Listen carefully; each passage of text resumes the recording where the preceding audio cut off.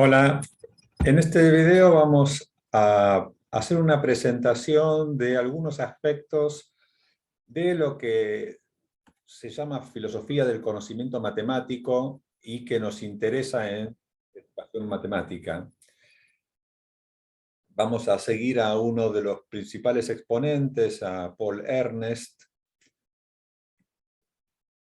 que se plantea hablar sobre la imagen de la matemática.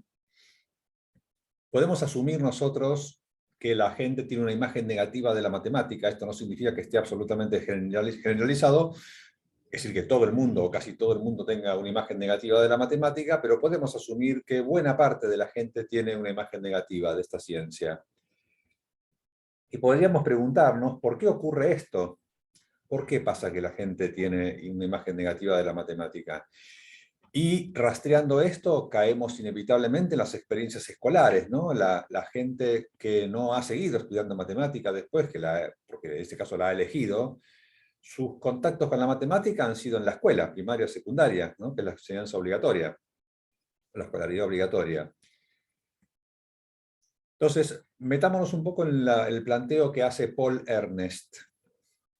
Él considera que es generalizado significa como que gran cantidad de gente, ¿no? Uno no puede decir que todos, por supuesto, ni que casi todos, pero está como relativamente generalizado que la gente tiene una imagen negativa de la matemática, lo sostiene Ernst. Bajo esta idea, la matemática es considerada una disciplina fría, difícil, abstracta, teórica, asociado a lo masculino, accesible solo para quienes son muy inteligentes y quienes tengan buena predisposición hacia su estudio. Hasta dice que hay gente que exhibe con orgullo lo que él llama anumerismo, es decir, no saber matemática. Esto que estamos comentando de Ernst está tomado de un artículo de él que fue publicado en la revista 1, es del año 2000, ahí tienen la referencia, se puede encontrar, está en la revista 1 en el número 23, la revista 1, los números no están online en ese momento, ahí hay un sitio donde está disponible el artículo de Ernst que está muy difundido, es uno de los más conocidos. Siguiendo con esto, la matemática suele ser asociada por esta gente que no le gusta a la ansiedad, al fracaso. Hay quienes manifiestan hasta fobia hacia la matemática.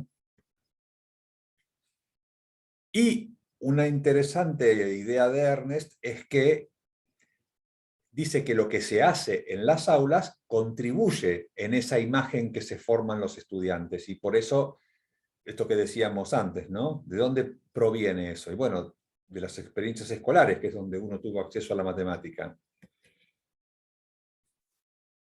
Para estudiar esto en profundidad, Ernst plantea un modelo con dos como posicionamientos contrapuestos extremos, y que por supuesto por ser una modelización de una situación, uno no necesariamente va a encontrar, o casi quizás no encuentre, estas expresiones en forma plena en nadie, en ningún sujeto, porque son modelizaciones extremas, que se llaman absolutismo y falibilismo.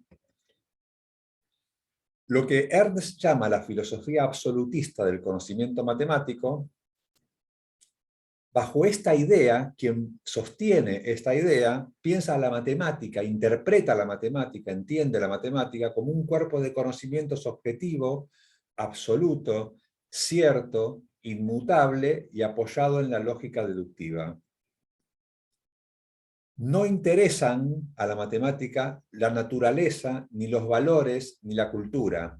Es conocimiento aislado cuya importancia está dada por su validez universal. El absolutismo se expresa en la enseñanza, ¿no? Imaginemos, alguien que enseña y tiene un posicionamiento sobre la matemática compatible con el absolutismo, va a enseñar matemática y es esperable que eso influya en sus prácticas. Para Ernst, quien es un absolutista en cuanto al conocimiento matemático, en la enseñanza se esperaría que proponga tareas rutinarias e inconexas, centradas en lo procedimental, con respuestas correctas únicas, y que, a entender de él, esto podría favorecer el desarrollo de fobias hacia las matemáticas en algunos estudiantes. Acá aparece, cuando se pone a explicar este asunto del absolutismo, algo de interés que es la matemática científica y la matemática escolar, ¿no? Tenemos una matemática que hacen los matemáticos, la que se produce en los centros de investigación, en las universidades, y la matemática que se hace en la escuela. Preguntarse cuánto se parecen es un tema de interés para la educación matemática. Para Ernest hay que distinguir la matemática disciplinar de la matemática escolar. A propósito, y esto es casi como entre paréntesis, porque Ernest no lo desarrolla demasiado esto, es un tema que como tangencial, acá tienen dos links a un mismo artículo, dos links en donde está ese artículo de unas ponencias de un grupo de la Universidad de General Sarmiento del año 2005, de docentes que estaban trabajando en las materias de educación matemática y que discuten sobre esto de la matemática científica y la matemática escolar. Se parecen mucho o poco nada, cómo son entendidas. Es decir, ¿cómo la entiendo yo la matemática escolar? Como que se parece mucho, poco, nada a la matemática científica. Y acá se plantean como la diferencia entre una cercanía cuantitativa y una cercanía cualitativa. La cercanía cuantitativa es como imposible, porque hablamos de una disciplina con muchísimos desarrollos, y las que se hacen en la escuela es un poquitito de todo eso. Pero aparecen las posibles hipótesis de si la parte cualitativa, que estaría como más vinculada al tipo de trabajo, al quehacer matemático, debería parecerse mucho o significativamente, o no, o podría parecerse poco y nada, debido a que son ámbitos de producción distintos. Ahí se plantean dos hipótesis en esta idea. Volvemos a Ernest. Quien quiere leer puede acceder a ese artículo. Para Ernest, la matemática escolar se estudia por su aplicación práctica y en otros espacios del currículum que necesitan matemática, importa su vínculo con lo comercial e industrial, tiene funciones sociales y no interesan los sistemas axiomáticos y el rigor de las demostraciones de teoremas. Es decir, Ernest estaría sosteniendo, aunque no lo desarrolla demasiado, pero estaría sosteniendo que la matemática escolar tiene como muchas licencias que puede tomarse respecto de la matemática científica. La postura opuesta al absolutismo, para Ernest, en cuanto a cómo entender el conocimiento matemático, es el falibilismo. Es la filosofía falibilista del conocimiento matemático, que es otra forma de entender el conocimiento matemático, ni correctas ni incorrectas, son formas de entender a la disciplina.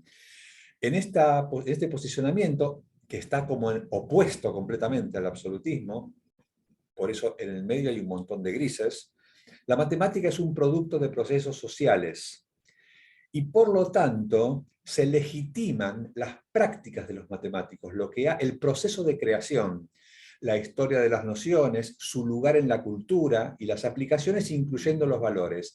Al tener en cuenta las prácticas de los matemáticos, en donde va a haber errores, idas y vueltas, el conocimiento matemático, como comprende todo eso, y no solamente el producto final, es un conocimiento falible y que está sujeto a revisión.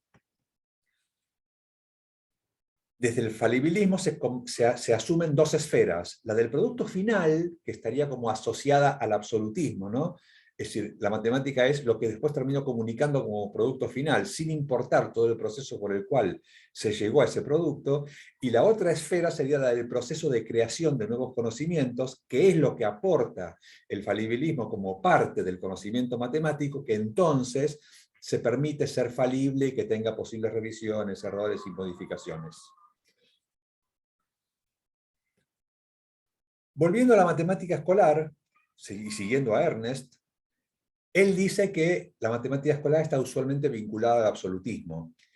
Sin embargo, considera que hay conexiones distintas entre concepciones acerca de matemáticas de los sujetos que enseñan y aprenden y las actitudes ante ella, que no necesariamente un posicionamiento absolutista respecto del conocimiento matemático se expresa en actitudes poco atractivas respecto de la matemática, que puede haber como modelos contrapuestos.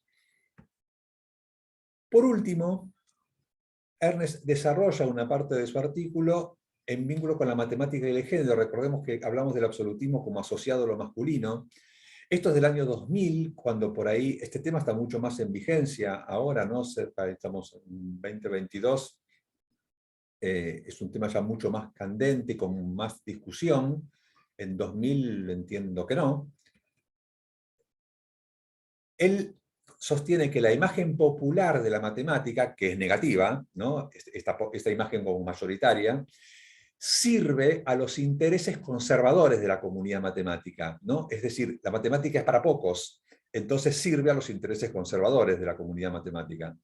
Esto favorece, según Ernest, a los grupos privilegiados de la sociedad, que ¿quiénes serían? Los hombres, los estratos socioeconómicos medios medio altos y las personas de raza blanca.